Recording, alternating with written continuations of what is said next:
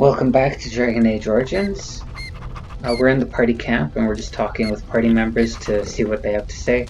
We're going to talk with Alistair quickly here, get an update. What do you need now?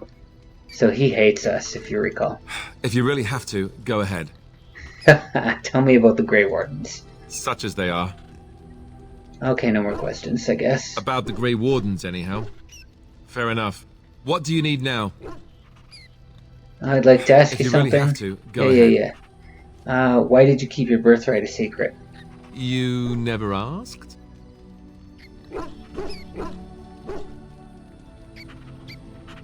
That's a cheap answer. All right. If you want the full explanation, I'll give it to you. The thing is, I'm used to not telling anyone who didn't already know. It was always a secret. Even Duncan was the only Grey Warden who knew. And then, after the battle, when I should have told you, I don't know, it seemed like it was too late by then. How do you just tell someone that? How about, by the way, I'm heir to the throne? Yes, well, I suppose part of me kind of liked you not knowing. So you enjoyed not telling me? It's just that anyone who's ever found out has treated me differently afterwards. I was the bastard prince instead of just being Alistair. I know that must sound stupid to you, but I hate that it shaped my entire life. I never wanted it, and I certainly don't want to be king. The very idea of it terrifies me. You don't want to be king, why not? Hello? Have you met me? I'm no leader of men. I don't want to be the person sitting on the throne and making decisions that affect the lives of others. It just isn't me. I guess I should be thankful that Arl Eamon is far more likely to inherit the throne. If he's all right. Oh, I hope he's all right. For what it's worth, I'm sorry for not telling you sooner. I guess I was just hoping that you would like me for who I am. It was a dumb thing to do. Like you for who you are? You're kidding, right? No, but now I wish I were. Forget I said anything. Aww. I guess it's kind of a relief that you know now. Let's go. Disapproval, minus 11. So, if we weren't already maxed on disapprove, we should be now. I don't want to spoil Leliana yet, so we'll go with Sten. What is your wish, Kadan? I wanted to discuss something you mentioned. Speak, then. Why do you let the Tomasrans control your life? What makes it mine? It was theirs to begin with. What does that mean? They knew me before I was born. I was birthed on the day they chose, placed in the world by their hands. When I die, it will be the Tomasrans who note my passing. I am their work. What I do is for my people, always. So, the way he describes it, they're kind of like the architects of Qunari society, in a fashion, which is actually a fairly important role. So you can see why he reveres them to some fashion. Do.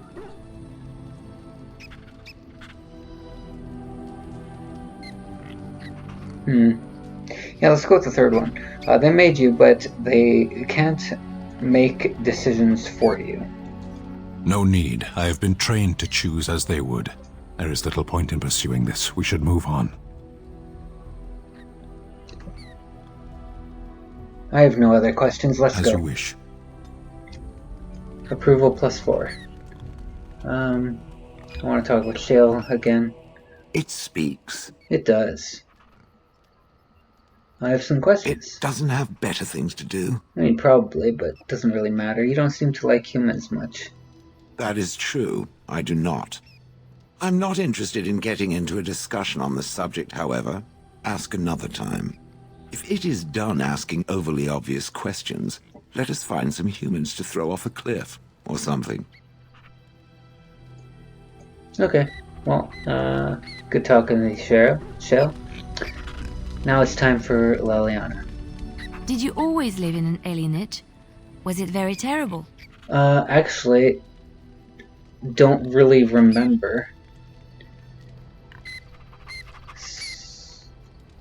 So this is a terrible question because we did not actually come from an alienage. I mean, we would have, but Elia does not remember. So we'll just go with, what do you think? I have never been to the Denerim alienage, but I hear that life is hard and there is so much squalor. In Orlais, most elven servants live in the homes of their masters, often in great wealth and luxury. So this is actually what I was talking about. Pay attention to this conversation and compare it to what you heard from our conversation with Zevran about elves. So it's particularly interesting, and it's why I think I'd like to see a conversation between those two regarding this topic. It's possible that they actually might talk about it a little bit if you take them both with you while you're going around adventuring with the party banter.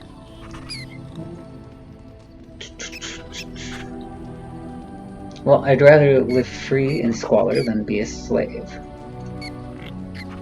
They are serfs. There is no slavery in Orlais. It's the same thing. Elven servants are well compensated for their services. Some of them live richer lives than humans. A well-trained elven servant is highly valued in Orlais. They are nimble and dexterous, and many people find them pleasing to look at. Yeah, so is a well-trained mage. So this is not making a good impression with Elia.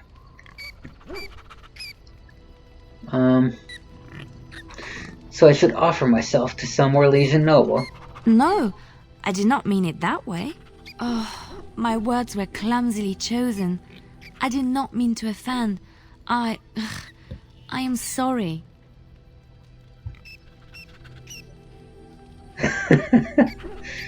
You may not be cruel, but you still see us differently. However, the only thing that I'm hesitant about to that answer is the word us. Elia does not think in those terms, so I'm gonna go with, I am Elven, but more than that, I am a person. Of course. I am sorry if I implied otherwise. Thank you. You have given me a lot to think about. Alright, there you go. Shut up, schmooples. I was just thinking about what happened to the elves, and I'm reminded of a song sung to me many years ago. It was when my mother died, and this wise elven woman comforted me and told me that we shouldn't fear death or hate it. Death is just another beginning. One day, we must all shed our earthly bodies to allow our spirits to fly free. So I think if you make the right choices here, she'll actually sing the song for you. Well, I'm, for one, in no hurry to let my spirit fly free. It's a beautiful sentiment, I think. One that brings peace and hope to the grieving. Yep, here we go. Music time.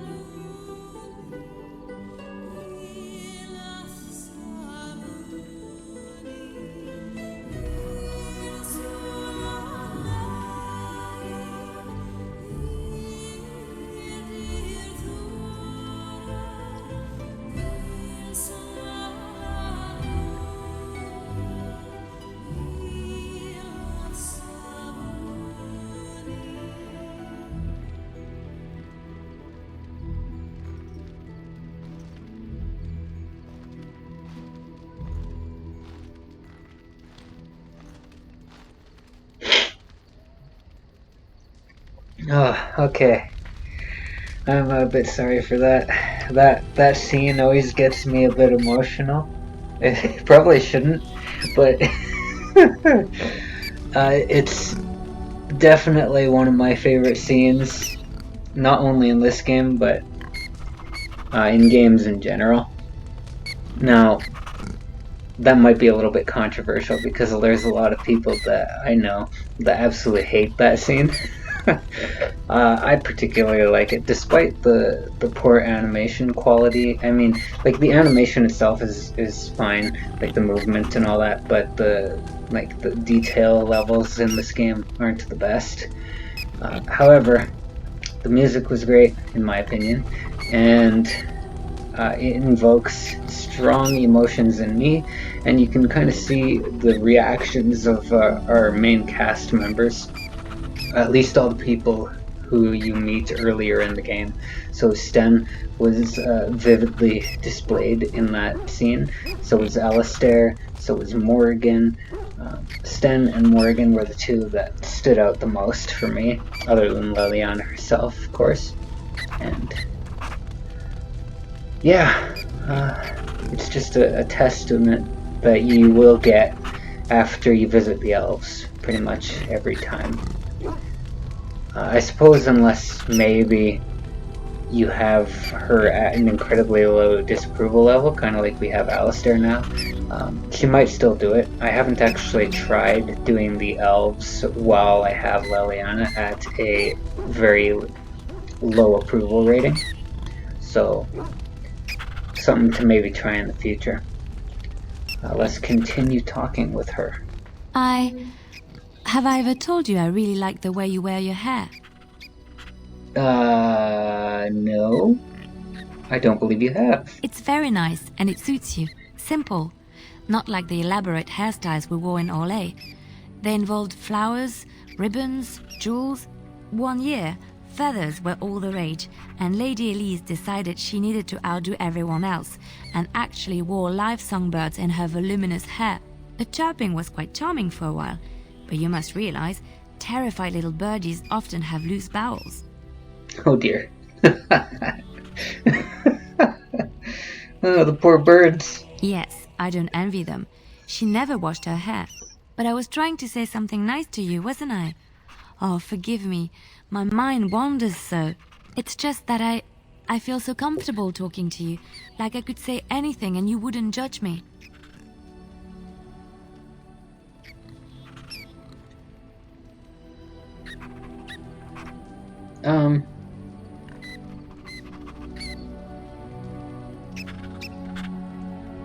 So we can outright reject her going on here.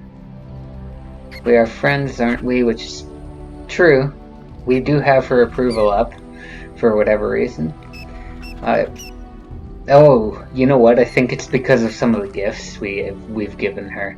Because we've given her some extravagant gifts previously. Well, regardless, we are friends, aren't we? Yes, very much so. I haven't felt this close to anyone in a long time. I really enjoy your company.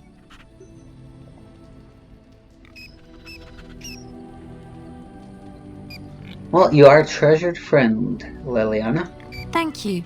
I am honored that you feel that way. There you go. So, if you choose your options a little differently, you can open up more of a romance going on with Leliana, despite whether you're a female or a male character. Both have her as a romance option. So again, Zevran and Leliana are your two bi characters. Essentially, they're willing to romance you regardless of your sexual orientation or whether you're male, female, doesn't matter. Something I can help with? I'd like to talk to you about something. Yes? What's on your mind? What isn't on my mind? Why did you decide to come to Ferelden? My mother was from Denerim, and I consider myself a Ferelden. Mother served an Orlesian noblewoman, who lived here when Orlais ruled. When Orlais was defeated and the common folk began to resent the presence of any Orlesian, the lady returned to Orlais. She took my mother with her. I was born in Orlais and did not set foot in Ferelden till much later. Mother was always telling me stories of her homeland. I think she missed it. Well, what happened to your mother? Mother died when I was very young. Lady Cecilie let me stay with her. I had no one else. She was quite old then, and she had me study music and dance to entertain her. It is unfair that I have more memories of Cecilie than my mother. What was Cecilie like? She was an elderly lady, very refined and proper. She had impeccable manners and taste, more so than a lot of Orlesian ladies. Cecilie was also kind. My mother was unmarried and with child. It was scandalous, and Cecilie had every right to turn my mother out. She didn't. Strangely, the only thing I really remember of Mother was her scent. She kept dried flowers in her closet amongst her clothes, small white Ferelden wildflowers with a sweet fragrance. Mother called them Andraste's Grace. They were very rare in Orlais. But enough about that. Let us move on. So the Andraste's Grace is that flower that we found in the forest and gave to Leliana. Something I can help with? Yeah, I'd like to talk to you about something. Yes? What's on your mind? Do you miss anything about Orlais? I miss Val Royeaux. Unlike other cities where the people are the lifeblood and the character, Val Royeaux was her own person, and her people little more than decorations. There was always music in Val Royeaux, streaming from the many windows, quiet refrains and triumphant choruses, and always, floating above that all, the chant, coming from the Grand Cathedral. It was magnificent. So, this is actually getting me a little bit sentimental over the game Inquisition, because Dragon Age Inquisition, you get to visit Val Royeaux, and it really is quite extravagant. You'll see what I mean once we get to that game. So, I've never been to Orlais. If you get the chance, you should see it, at least Val Royeaux. Of course, there are good things and bad things about Orlais, like anywhere else. Sometimes I miss it dearly, and sometimes I'm glad I'm rid of it. And you will laugh at this, but I miss the fine things I had in Orlais. Oh, what sorts of things? Dresses, fine dresses and furs, and shoes, of course. One can't mingle with nobility with bad shoes, you see. Orlais is very fashionable, almost ridiculously so. But the shoes, living with those ridiculous trends was worth it for the shoes. Oh, what's so special about shoes? Well, they're shoes. They're pretty. Some of them anyway. When I left Orlais, the fashion was shoes with delicate tapered heels and embellishments in the front. A ribbon, perhaps, or embroidery. In soft colors, of course. It was spring. So if this was like in real life, I would totally have a full conversation about shoes with Leliana. That would be great. But Elia does not think the same way. So, wouldn't that be hard to walk in? I wouldn't want to run in it, or have to enter battle, but for lounging in a lady's sitting room? Perfect. The shoes made in Orlais were exquisite. Not at all like these clunky fur-lined leather boots you have in Ferelden. Ugh, just look at them. Hey, you know what? There are some fur shoes that are exquisitely designed.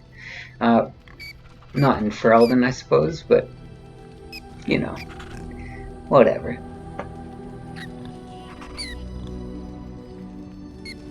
What does Elia think? I don't think she really thinks of the comfort level of her shoes.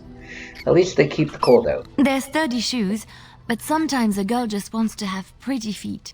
Oh, I could talk about shoes all day, but we have things to do, don't we? Okay, I think that's enough of Leliana. Let's go see if Morgan has anything to say. She's the last person we need to talk to before we can leave. I await your command. I'm sure you do. So life in the wilds must have been very lonely. At times, perhaps. A world full of people and buildings and things was all very foreign to me. If I wished companionship, I ran with the wolves and flew with the birds. If I spoke, 'twas to the trees.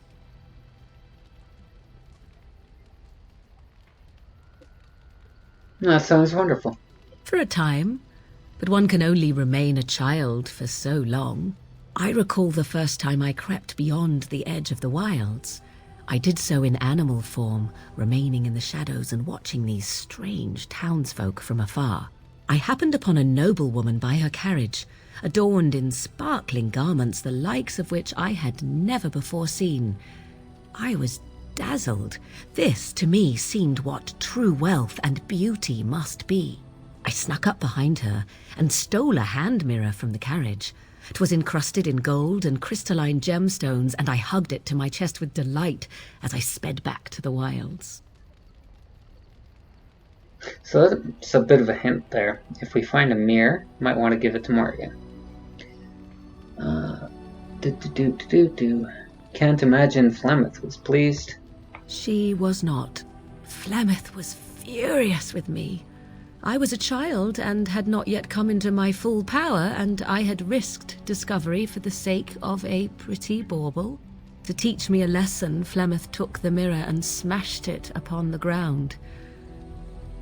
I was heartbroken. Oh. Well, Flemeth was right, no doubt. Beauty and love are fleeting and have no meaning. Survival has meaning. Power has meaning. Without those lessons, I would not be here today, as difficult as they might have been. I don't entirely agree with that. At least not in real life. Elia does, though. Elia likes that. Well, they made you stronger, didn't they? They did indeed. To return to your original question, perhaps my time in the wilds was indeed lonely, but such was how it had to be.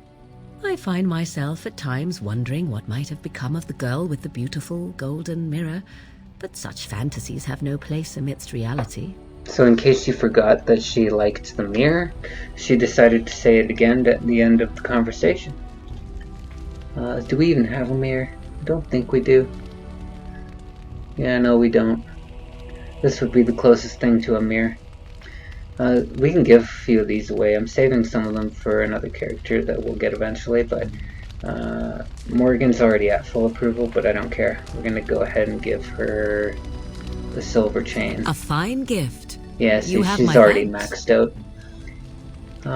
Not giving Alistair anything. He's maxed out in disapproval anyway. We can give Leliana something. What do I want to give her? Probably this one, Garen of Ferelden Genealogy. Why, thank you so much. Yeah, no problem. Zevran. Maybe the steel bracers. How nice. Yeah. And then painted skyball for Shale. I'm to keep this, am I? Fine. Yeah, you can keep it. You don't have to. And then Sten can get the statuette. You have my thanks. Yeah, okay. That's everything that I actually want to give, so... Oh, I already have that on his bar, so maybe we'll test that out next time. For now, I'm going to end the episode here, and we'll go pay Flemeth a visit next time. I think we're ready to do that, because I have a healing spell, and if I bring Shale, we'll have extra healing, so that should be sufficient. Especially if I bring 2 warriors, Alistair and Sten. So 3 warriors and myself. Then regardless of how powerful Flemeth is, I think we should be able to take her. Alright, thank you for watching. Remember to subscribe and give the video a like. And I'll see you next time. Take care.